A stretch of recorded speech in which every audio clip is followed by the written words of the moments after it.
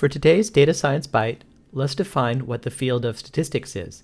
The dictionary definition is, a statistic is a numeric summary of a sample, such as the mean, count, or variance.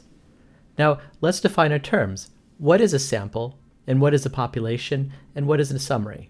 A population is a set of items with repetition that we're interested in. In this case, we have these white disks, which are events that don't make us money, and these diamonds, which are events that make us money. The idea is this sack that we cannot see through is future events, and we want to know, do we want to buy this sack? Does it have a lot of events we like, a lot of diamonds, or not? To do that, we draw a visible sample from the population. Here, I am drawing the sample in what you might consider a biased way. Notice how I am always drawing a diamond by feeling around or looking into the sack. The idea is a sample that is biased is not a convincing representation of the population. We have no idea if we're measuring the population when we do our sample or the sampling procedure. Instead, we like the samples to be very well stirred, and we want them to be randomly chosen.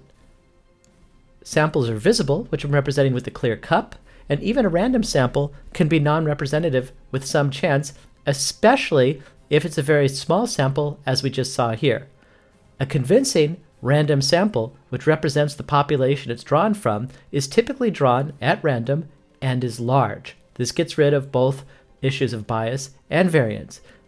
Hopefully, any decisions we make on this sample turn out to be correct decisions regarding the population, whether we want to buy more from the bag. And that's it. That's all of the field of statistics in 2 minutes. Thank you for your time on this data science bite.